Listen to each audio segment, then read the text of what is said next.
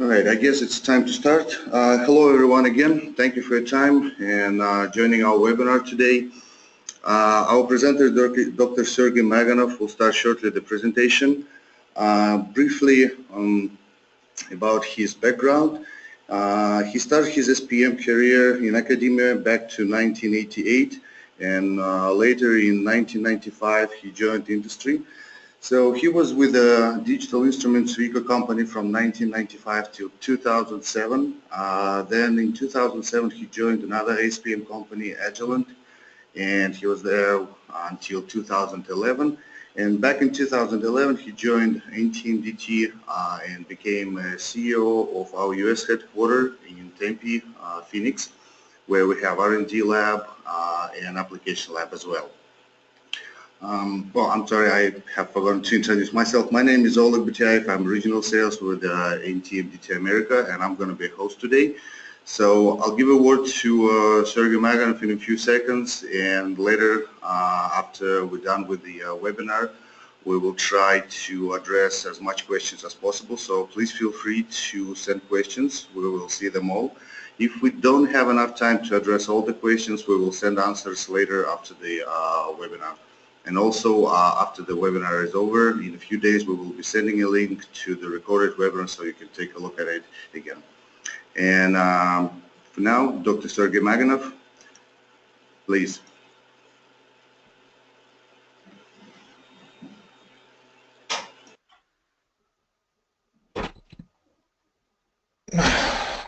Good morning or evening or midday, dear attendees, and it's my pleasure today present you the talk about the compositional imaging of heterogeneous materials with atomic force microscopy and related techniques.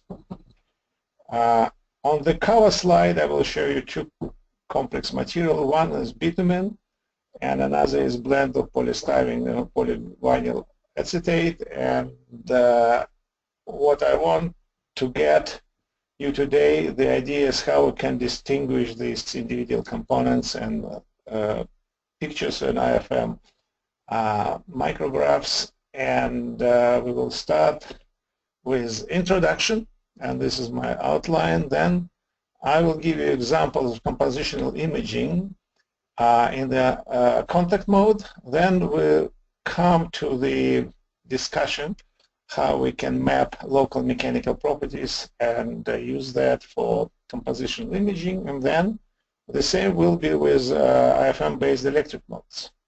Also, I'll give you examples how we can provide chemical identification and a combination of atomic force microscopy and Raman. And finally, we'll come to conclusions. Just few introduction slides. First, I just want to specify what I understand after compositional imaging of heterogeneous materials, because most of the materials surrounding us is complex. They have several components, and of course, to visualize the morphology and then to correlate morphology with the performance, with the practical properties of this material is important task of the characterization. And we can use the different shapes to recognize different materials, but if they are, for example, amorphous, then we have no other means but use their local properties, either mechanical, electromagnetic, thermal, or spectroscopic characteristics to distinguish these components. And this is actually all capabilities are implemented in atomic force microscopy, and using different techniques we will see today how we can do that. And we'll start the simple slide with the visualization. Just I give you an example of study of the carbon fiber, which also surface was modified, and you see the traces of modification on the surface of the carbon fiber. You see small crystallites. We can recognize them by specific shape. And also this is the curved surface of the fiber, which we see in the optical view on the bottom left. And this is the simple way how we recognize the different materials, different components. And now we will go to the use of different properties. And I will start with the map of the local mechanical electric properties we can test in the AFM technique. First of all, I want to tell you that at the moment in our microscope we use a 5-core AFM mode, starting from contact mode, then we go to the non-resonant oscillatory mode, we call it hybrid mode. Also, we have 3 different oscillatory modes, starting with amplitude modulation with phase imaging. This is traditional, well-known techniques which people know as the tapping mode at the beginning. But then, in addition to this popular mode, we actually add to other techniques. This is amplitude modulation with frequency imaging, where instead of imaging the phase changes, we're imaging frequency changing and keeping the phase constant during the imaging.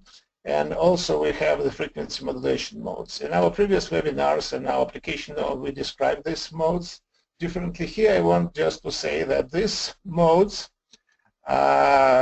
they actually introduce for visualization, but plus they have these capabilities to examine mechanical and also electric properties. And here I give this map, and a lot of the application I will be giving later, but here I will mention that in contact mode, for example, we have lateral force mode, where we see the changes of the cantilever bending and reflecting the lateral forces, but we also dynamical modes, force modulation, contact resonance, and we also use the measurements of the local interactions through the force curves. And this is what I'll describe. We also will go to the hybrid mode, where we use deflection versus distance curves as a basis for quantitative mapping, and here we give you quantitative maps of elastic models of work of adhesion. And then the same, we go to amplitude modulation mode, and here we can use phase imaging for the distinguishing material, but this is this is really complicated to for analyze. Anyhow, this is quite popular method, and also in frequency imaging, amplitude modulation with frequency imaging, we can also analyze the force curve. Actually, you can get, even from the amplitude modulation and phase versus distance curve, you can get the mechanical responses through the, however, this calculation is rather difficult, and I think we will show you in the future how we can do that. But here we will be limited more extraction of the elastic models from force versus deformation curves. And also, this is what related to the mechanics properties, but also there are electric properties where you have conductive probe. Then we can do either current imaging, capacitance imaging in the contact mode, or even do AFM and PFM, piezo response measurements. Also, we can do in hybrid mode. I will give you the examples, including we can here do similar things. We also do some Zibig studies. This is what we measure the voltage at different temperatures, maps of the voltage variations, but also in the resonance mode, I'll give you example, AFM, KFM, capacitance gradient, and also in the other 2 modes, which are relatively recently introduced, we are working on electric and electric modes, how we can improve our characterization using this combination. Then next slide, I will give you a little bit background about the materials, particular polymers, because we will be using a lot of this system. You see, in polymers, even if material is chemically practically the same, there are still heterogeneity related, for example, in semicrystalline polymers, with the fact that part of the polymer is crystallized and form lamella, as in the sketch here.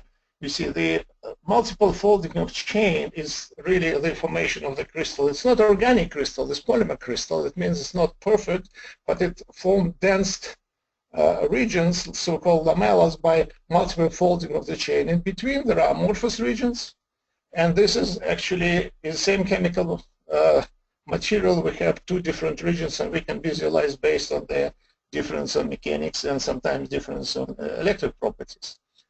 In amorphous polymers, the structure is less with no features practically.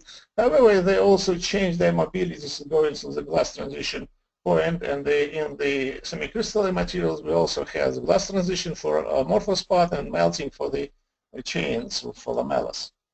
Also, we will show some block of polymers, and here also you see the lamellars typically 20-40 nanometers wide regions. Also in the block of polymers, if the components which chemically bonded and they don't like each other, then they phase segregate in different manner. Here the examples of different phases showing that the polymers, which block of polymers are forming. And in this case, also the structures of the small scale from 10 nanometers to, let's say, 80 nanometers. This was the size of these lamellars or spheres or cylinders in the block of polymers. This is materials we will be showing in our FM examples. Now I'm completing the introduction. I'll go to practical examples. First, I will talk about compositional imaging in the contact mode. And this is very simple. In the schematics show that, okay, this for the detector there are 4 segments. Of course, if you notice, if you measure response, not the vertical segments but lateral segments, you can have idea about the lateral direction, which can be related to the, for example, the friction. And this is first example showing that we have a height image of the blend polystyrene polyvinyl state. And we see that the lateral force image differently differentiate the components of this blend showing different contrast. That's first example. Second will come if we start to use dynamic modes. Here, at the beginning, contact mode was introduced exactly 30 years ago. And this is actually the anniversary of the contact mode and AFM as a technique.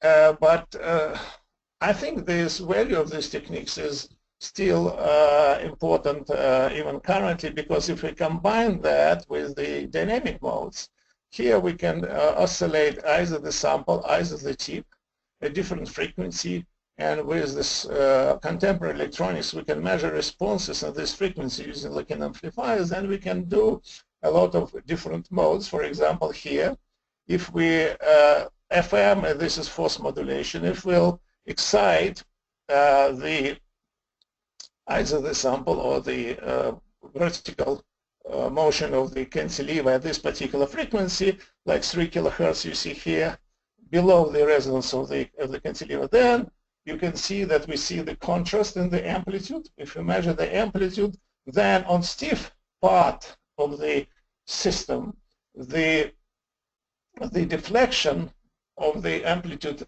in this particular frequency will be larger, because tip is not penetrating the material and then it bouncing back. Therefore, if you take the matrix of single syntactic polystyrene, which has higher, much higher elastic models than PVDF, then these regions show bright and then PDF domains show darker. That means this is qualitative measure of the different stiffness of this material.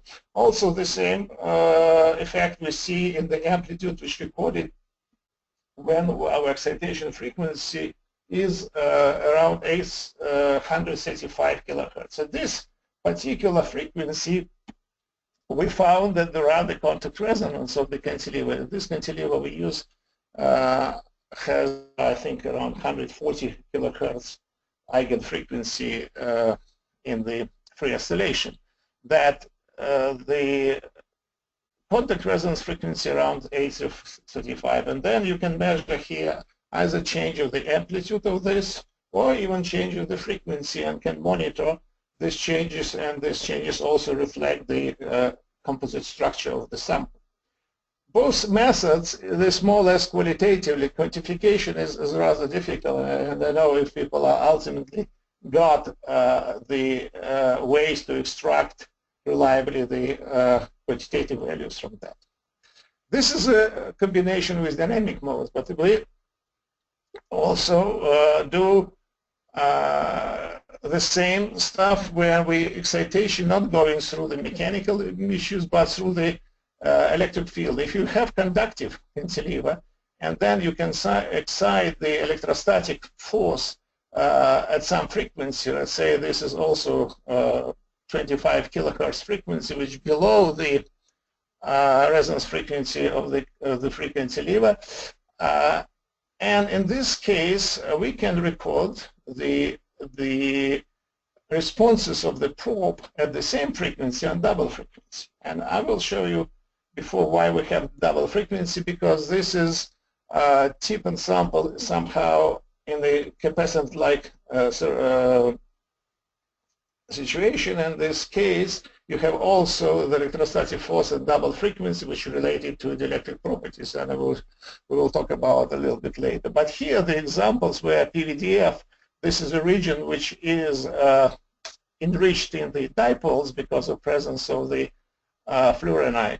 Then this region electrically active, and you see that the corresponding response is the amplitude and the 25 kilohertz response and 2 omega 50 kilohertz, which we can also notice in the in our photodetector, and then we can measure them, monitor them around the surface. Then you see they show the differences, and then this way we can use the electrostatic properties of the component for their distinguishing.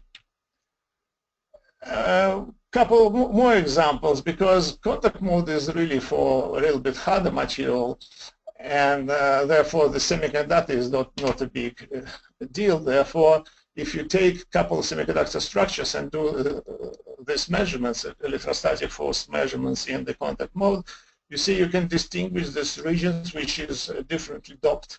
And you see here in the case of SMOS, we have strong signal on the amplitude of 2 omega at 50 kilohertz, and also the phase showing all the doped regions which you cannot distinguish in the topography, in the height. The same similar situation in heterojunction bipolar transistor. Here we have this emitter base and collector and amplitude at 25 kilohertz in electrostatic measurements to differentiate these regions. This is examples of the dynamic measurements of mechanical electric properties in that mode.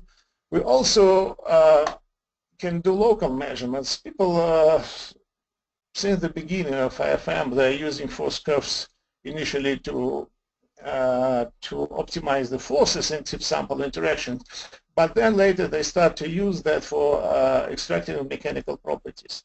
And this is here sketches showing what's happening when the let's say cantilever or sample approach the probe, then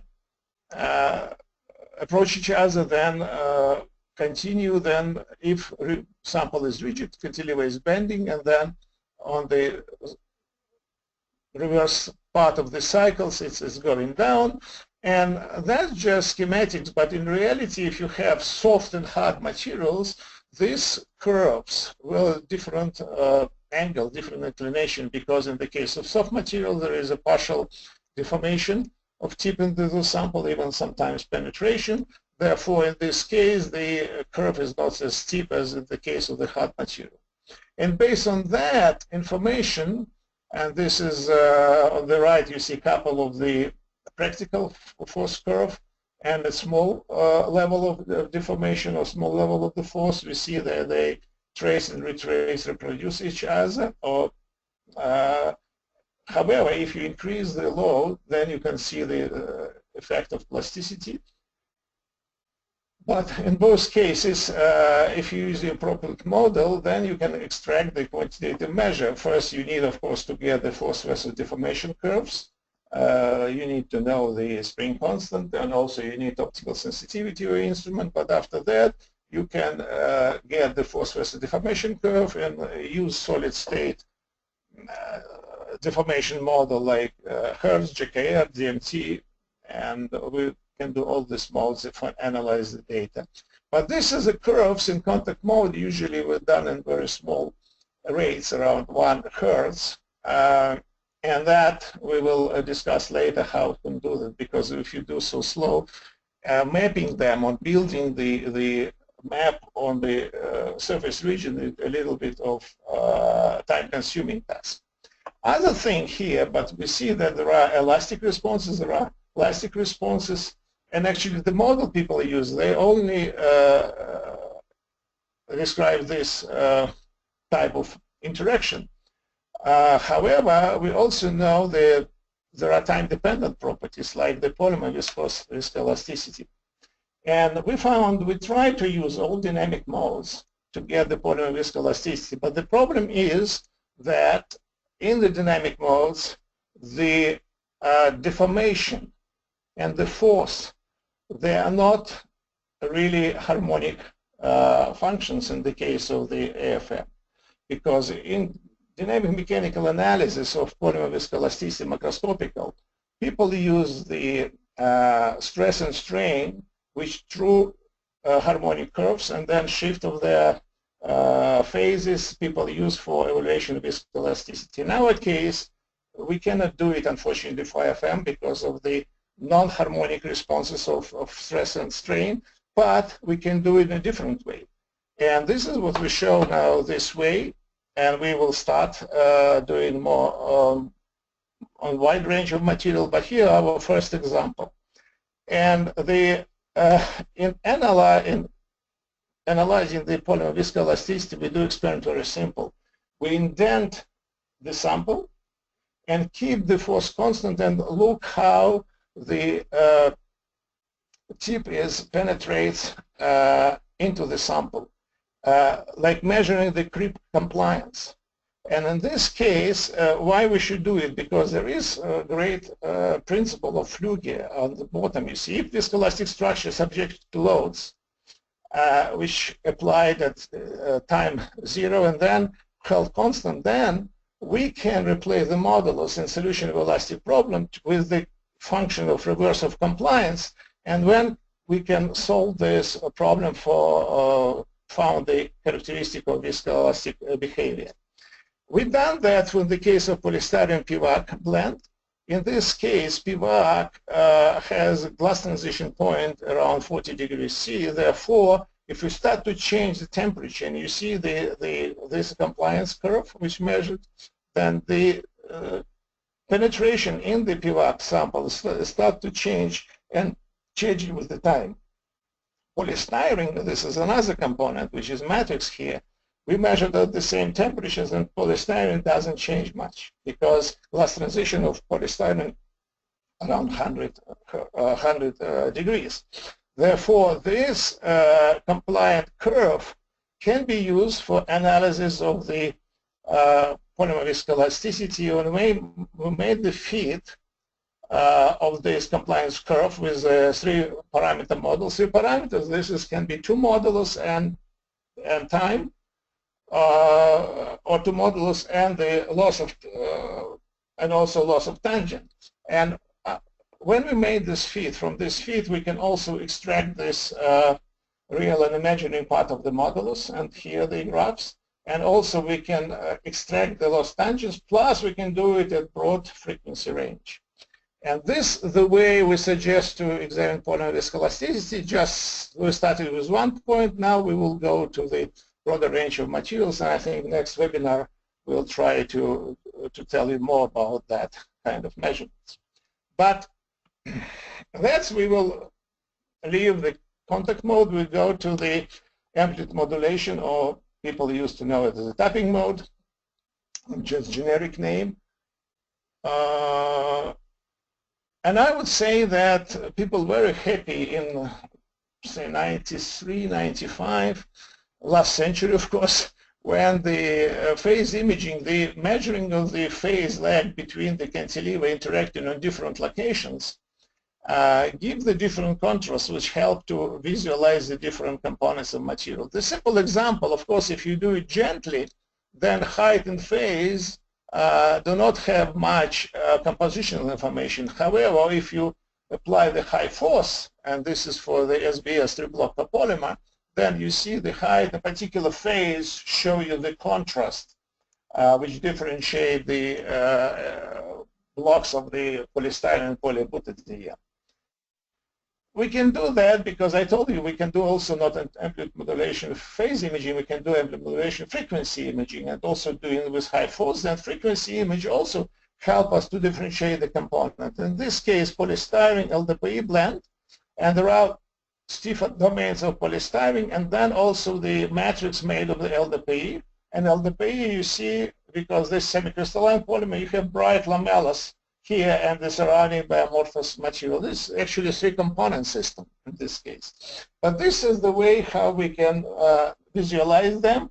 However, in many cases, to get the assignment becomes difficult because the contrast can change. There are some bifurcation phenomena in these techniques. Therefore, people are not very sure. More or less some empirical relation has been used for identification component from the phase imaging. Situation is improving when we start to do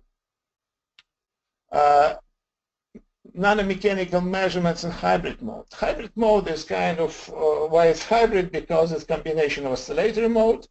We oscillate at 1-2 kilohertz, which is much slower than resonance of the cantilever, but it's much faster than we do force curves in the contact mode, where 1 hertz curves. Here we measure the deflection of the force versus time dependence when during this oscillation there one peak tip coming to the contact, go to the maximum deflection, then coming back, and then leave the samples. And these cycles, they're faster, but they're still slow enough that we can extract this information, convert this deflection versus distance curve to force versus deformation curve, and do even fast calculation of the models, apply this kind of elastic models. So usually we do DNT, but we can do JKR and other ones. And in this case, we verify how this mode works on the polycarbonate, the block.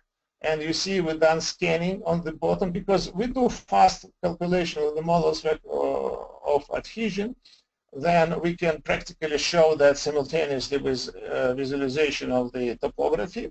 Plus, we're also showing deformation. Actually, deformation is the measure which is dependent on the model. From this deformation, which we got from the experiment, we calculate elastic models and work of adhesion. But anyhow, in this example, we start to scan on the top and then change the applied force from 20 to 30 to 60 nanometers, and we see the deformation, of course, increasing. However, models calculated stay on the same level, around 3 gigapascal, which is kind of agree with macroscopical models, and therefore we've done that for series of the polymers from, let's say, 10 megapascal to 7 gigapascal.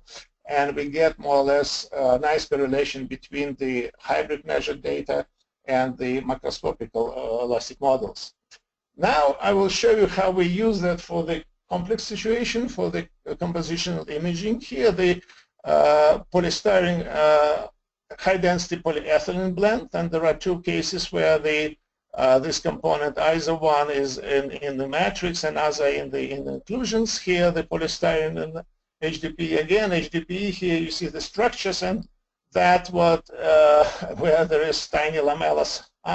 In the case when HDPE is in the matrix, then you have a lot of the lamellas, edge-on lamellas, and these flakes, some are edge-on, some already becoming a little bit flat lying, but also there are inclusion of polystyrene. And you see in topography, we kind of see that there are two different components, but who is who we cannot distinguish either by visualization. In this lucky case, we have the lamellas, or by using elastic modulus map, which we got in the hybrid mode. And actually, that's for both cases.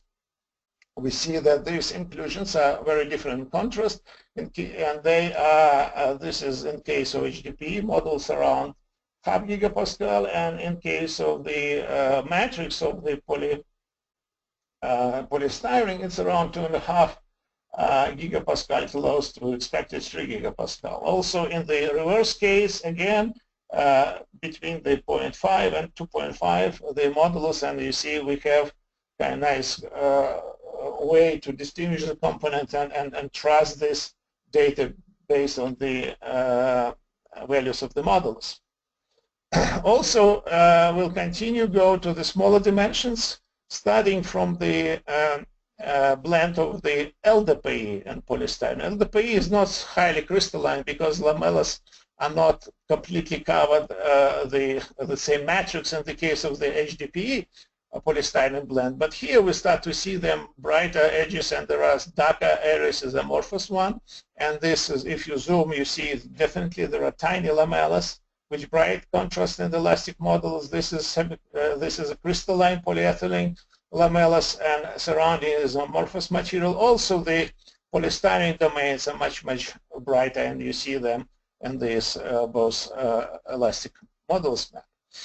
And it's actually, if you go to these neat materials like high-density polyethylene or linear low-density polyethylene, which are also semi-crystalline, and they, in the case of just HDPE, we nicely see the individual lamella, and we demonstrate that we can go and get the resolution down to 20 nanometers. You see, this is the line, this is the modulus on the crystalline parts is around 1.5, on the amorphous 0.6 gigapascal, and the variations really follow the lamellar structure of the material. The same case in the linear low density polyethylene, but here the material is weaker, the variation between 1 and 200 megapascal.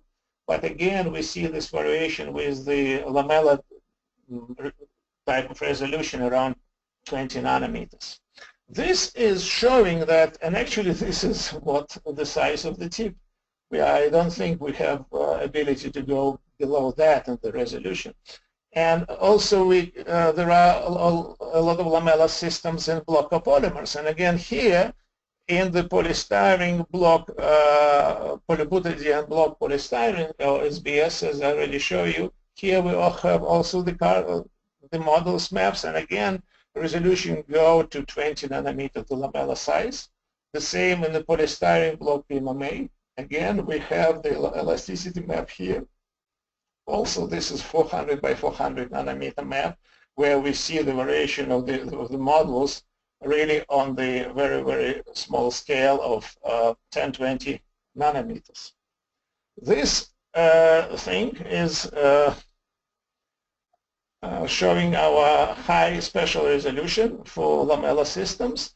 And this is even more interesting example here, tri-block copolymer, polystyrene, PMA, polyethylene oxide. And here you see on the top, I get the low and high force images in amplitude modulation with phase imaging.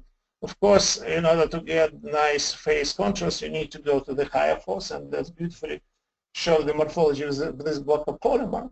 However, elastic model map and deformation maps on that and this material looks very different. And because this three component, we believe here, and this is a recent result, that we can get the spheres of one of the component, and probably it's polystyrene much stiffer than the others, and they're popping up in that elastic modulus map of 400 nanometer on size. Again, this is structures around 10, 20 nanometers. This is mechanical studies. Also, I want to tell you that in hybrid mode, we can do also electric studies. And here, this again, this deflection trace, you are not in contact, you are in contact. This is peak deformation that going back through the adhesive well and then go to non-contact situation. Here we also can measure the responses electrostatic. You see baseline, if you conductive probe and apply the voltage, then kind of EFM case without touching the surface. And indeed, you see, if we apply, then we see that the baseline contrast reflect the semiconductor structure as well as adhesion. In this case, adhesion is a measure of electrostatic forces. This is one case, and the other case we can also use some other measurements like current measurements, and we can measure current in this region around the peak deformation. Here and here we can, measuring the current, we can distinguish different carbon nanotubes. This is the height. Not all of the carbon nanotubes like this one and this one, which you see in the height image, they show it in current because they need, for current, I think they need some connectivity, and there are, this guy is kind of lazy, not contributing to the network. This is example of electric properties in distinguishing different heterogeneous materials. And I'll give you another example where the hybrid mode gives you much stronger contrast. This is in the case where we want to apply the thermal conductivity as a way to distinguish components, because the component, different polymer material and other material has different thermal conductivity. And here you can, if you have special tip, this is from up nano accessory where they measure the temperature of the tip. And temperature of the tip, of course, they slightly heated, and the temperature tip is losing more temperature on the higher thermal conductivity region, and this is like LDPE compared to the polystyrene, and it's really nice. In the ambient modulation, contrast is much worse. But here we can have good contrast, even the difference between the temperatures in two, in some cases even below 0.001, but we should still the contrast. This is example on the bottom. This is polystyrene PMMA film on the silicon substrate. Silicon substrate high conductivity, therefore all temperature much lower here, but this is for 48.1 C. On that it's 48.2 C, just 0.1 degree. But you see still the contrast, and here the difference in the contrast between dark regions PMMA and bright polystyrene is less than 1 degree. But with this sensitivity, we can really use that measurements for distinguishing the polymer component as another way for compositional imaging. Now we're coming back, not back, but coming forward to local electric properties. And here I will show you that we can do it in the resonance mode, because resonance mode gives you higher sensitivity, and that's for electric measurements is very helpful. And also we can use that single pass approach when the tip is interacting, let's say in amplitude modulation mode with the sample, but on other frequencies, usually lower frequencies than resonance, we apply excitation between the conductive tip and electroactive sample, and then in the photodetector we see responses at different frequencies related to the elastic electric excitation. And here I want to show you that there are some formula again, and this is, as I mentioned, the capacitance-like setting for the tip and the sample. Electrostatic force can be measured on the main frequency, on the excitation frequency, omega electric, or at 2 omega electric. And in this case, what we get, this is as the case of the contact mode, if you recall, we use 25 kilohertz response and also 50 kilohertz response. 50 kilohertz is exactly 2 omega response. But this 2 omega response we can measure in single pass, and we give from the dielectric response. I will show you more data about that, but also on the first, on the omega electric frequency, if we nullify this force by applying the DC shift, that means we are actually making the Kelvin force microscopy measurement, because DC shift is nullify the difference of surface potential between the tip and the sample, and give us the this is a measure of the surface potential map on the surface. And we're doing different modulation. I will not go to detail, but typically we can use the phase modulation approach, where we are more sensitive and more have better high resolution, because in this case effectively tip apex is interacting. In case of modulation, we measure electrostatic force. Phase modulation is more electrostatic force gradient. The modulation is electrostatic force, because then you have a little bit of delocalization of the signal, because not only apex, also the body and the cantilever also being conductive, interacting the tip sample interaction, and then we're losing sensitivity and resolution. Our classical example of demonstrating surface potential, this is fluoroalkanes. You see there are fluorinated chains, there are alkane chains. This is like primitive block copolymer. There are H and F blocks, And these guys don't like each other. They have different volume that try to find the self-assemblies to match all their features. Therefore, typically on silicon surface, they kind of form this type of structure with the chain oriented. And here there are the dipole moment. Therefore, that becomes really electroactive self-assembly. And this is what we see that on the surface of the on the surface of the silicon. We see that surface potential show that self-assemblies, and this is around 1 volt contrast. That's very strong, and this is related because this is 3.1 dBi dipole moment along the chain here.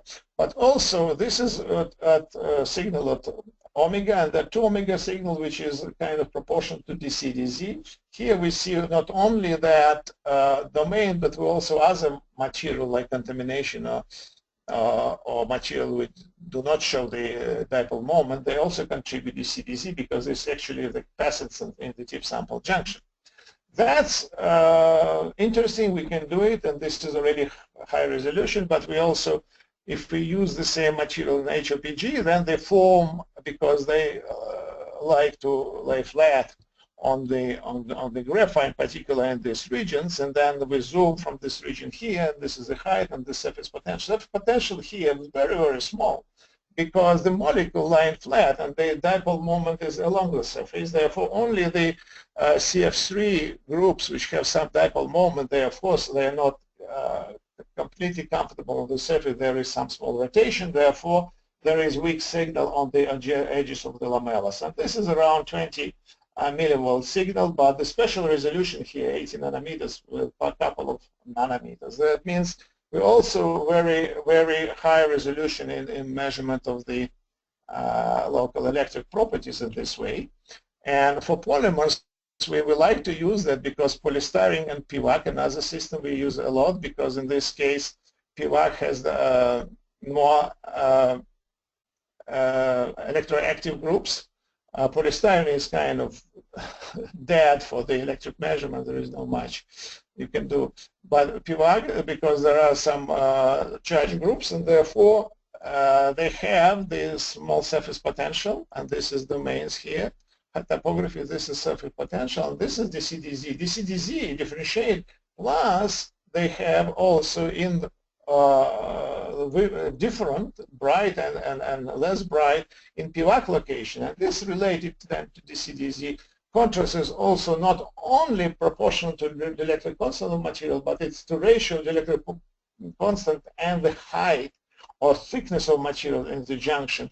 Therefore, if less material, then the contrast higher and high and more and less material, that change the contrast. But that means, in principle, we can deduct, and we show that in the papers, we can deduct if we know the thickness of material and do DC-DC measurement, we can extract the electric permittivity local, and we've done that for several polymers. But also in the practical use, for example, to distinguish the component, then PVDF and PMMA, you see here, PVDF semicrystalline, they form crystallines, dendrin, let's say dendrimers or dendrites, and they see very different surface potential because, again, this is where you have fluorine that you expect that there will be a lot of dipoles, and PMMA is less in this respect. And therefore, we can differentiate them strongly. Again, it's interesting to see a couple of different applications of the electric measurements. One of these golden nanorods. And here you see we go to the smaller nanorods. This is a work together with a group of Professor Nick Cotta from University of Michigan. And in this case, they are looking for inhomogeneity in the electric properties. And indeed, when we start to see the DC-DC maps, we see that the ends, the caps of these nice nanorods, they're very different surface potential. Plus, when we look on some other areas, you see here the rods are lying flat, here they're standing up. And then standing up regions show much higher surface potential here and here. And we have, this is kind of tentative explanation, it's still the work in progress, but we believe that there is some probably some kind of dipole orientation along the nanorods, and this becomes the exponential very high when the rods is standing vertically up. This is one application. As application more complicated. This is nice bees. You see, if you go, I used to live in Santa Barbara. We have a lot of the bitumen on the shore because there are some oil coming, and you need to clean your foods after work on the beach, and they're all full of the bitumen. But bitumen is also very useful for the roofing, for the asphalt, and so on. But it's very complicated system because this is high dense portion of the oil, and it has very nice bee-like structures, and they're beautiful. But how to understand, how to differentiate this material? People know that phase shows some differences, but again, what the difference mean is not clear. Here we start to use our electric measurements and DCDZ maps, and if the films are thick, then we see the brighter areas are smaller than the darker component. Here on thinner films, situation is reversed, and it means that material, the composition on thin films are very different composition of the thick films. But what the bright stuff is, we believe that this is a polar because this is show really electric activity, and we believe that this polar asphalt and aggregates. And the alkanes and the wax, which is kind of not electrically active, they have very different contrast. In this case, the use of DCDZ and a little bit of surface potential here help to differentiate these components as very complex system, and we actually submitted the paper based on this data to the magazine. Now, in another slide, I will show you again, you see this kind of active, this is the asphaltene aggregate surrounding by the wax. And here is interesting. I took very different techniques to show how we see that different composition in this case. And here you see, actually, in this case, amplitude modulation and frequency imaging has much more pronounced contrast compared to the phase imaging. That was surprising for us, but it's really contrast in frequency, contrast in dissipation map. What is, you see, height does also show the kind of domains is elevated compared to the background. If you do that single pass electric measurements, again, the height is a little bit elevated for this domain, and this is DCDZ brighter showing this with polar domain. Also in hybrid mode, because it's with the same tip we done and the same location, but this is shows that we are a little bit depressing this stuff compared to this other modes. Plus, we start to see that indeed this elastic model that is showing a little bit darker. It means this is material is not as dense and location. And in hybrid mode, we can measure also the phase response. This is between the motion of the response of the cantilever and motion of the scanner, which pushes at 1.5 kilohertz. And of course, it's interesting. It's in some case resemble viscoelasticity measurement, but we are not saying that because, as I mentioned, the stress and strain. If you calculate stress and strain from this type of operation, then not harmonically functions. Therefore, we cannot say that this is by analogy with the phase shift which people see in the macroscopical measurements. But another point is, what is the correct topography in this sample? Because when we do with different force interaction, we see that there are some differentiation.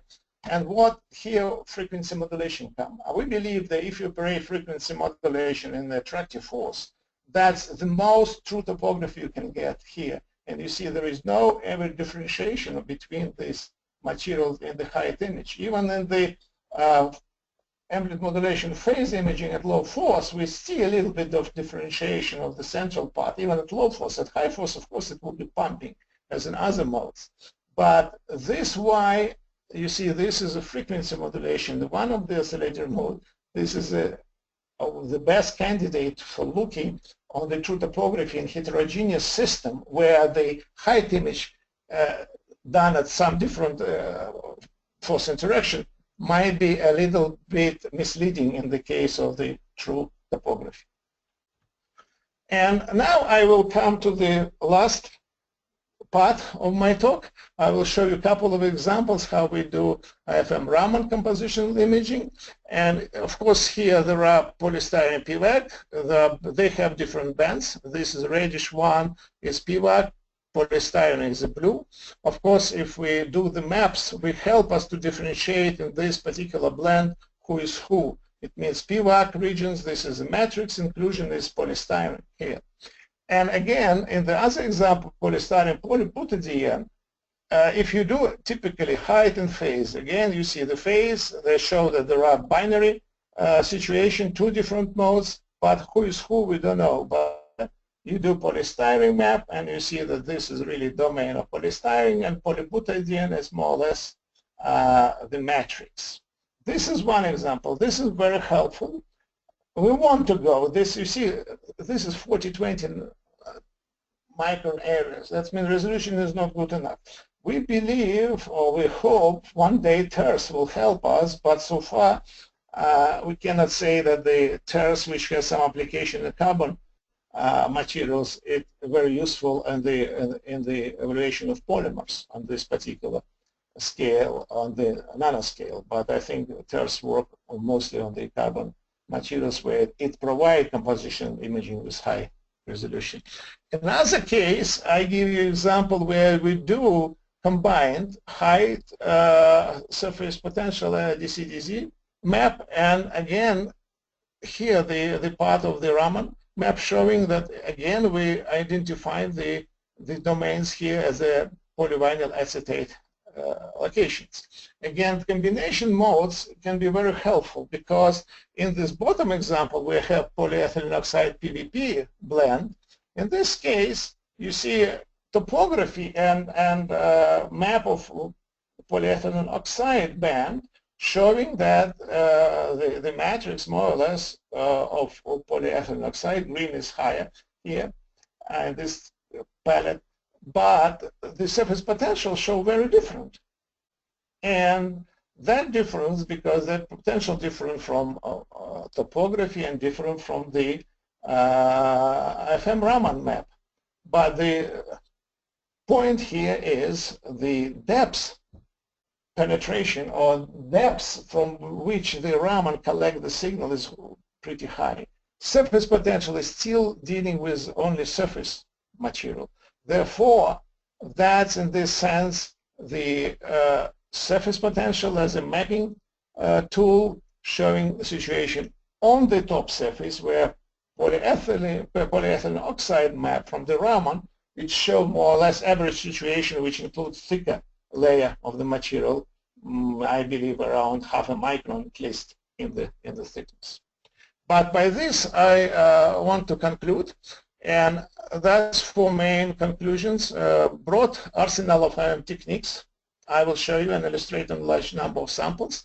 We use mechanical properties going to 10 nanometer resolution, particularly in the elastic models mapping. We give you several examples of AFM-based electric modes, and also the resolution is very high, especially in surface potential and the electric response.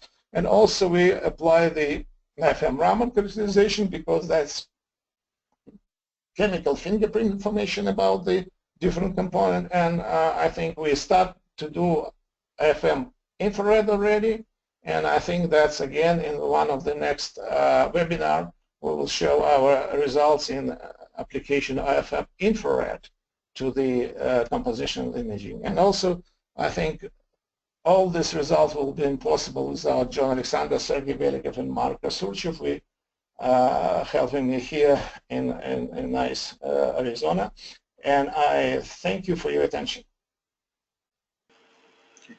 Well, thank you, Dr. Magonov, for this presentation. We have quite a few questions, so let me just read a few of them. Hopefully you'll be able to answer them right away.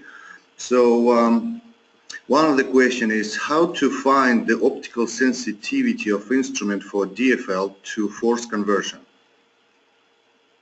Well, there are several ways to do that, and actually we have the Thermotune program, which can really give you some estimate of that using Sader approach. We use that as a hint. Sometimes we rely on more direct measurements. It means when we finish the measurements, then we can measure the on rigid material the deflection versus distance curve and measure the sensitivity this way, and we see if it's different from the one which detected in an invasive way or not. But and I would say if you work with the same instrument, they use more or less the same set of the probes. Let's say same in the sense of the lengths. That means usually 125, 240. Usually what I do, preliminary data, I take even old used probes with the same dimensions and run a lot of this deflection versus distance curve and measure the slopes and average them and use this number as kind of optical sensitivity for particular class of the probes. But that's actually a very important question, but this is what the way how we're dealing, either non-invasive or non-invasive, and or we also use this deflection versus distance curve and give we can give you for our instruments, we can give you rough numbers for the 125 probes, what is optical sensitivity, and then you can use that at least as a, not as a very precise, but 10% variation data. Okay, thank you. Another question was, does AFM-Raman compositional imaging refer to TERS? Yeah, the TERS is some specific way to do Raman measurements beyond the diffraction limit, but this is not a widespread application so far because of the need of special probes, and also a lot of the things are related if that material which you look at, if it's thin film on the gold substrate and golden tip, then there are some gap mode where you enhance the electromagnetic field at the apex of the tip, therefore somehow you increase this resolution.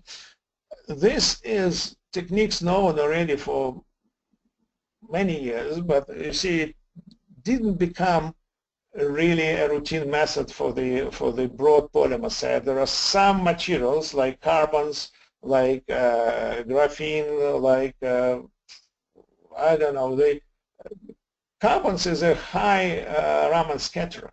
That also helps that to improve this signal. But I would not say that these become routine techniques people can try, but so far there is no good publication records on that. Thank you. And one more question. On slide number 19, you showed the surface potential. Has it been looked at the oscilloscope or where?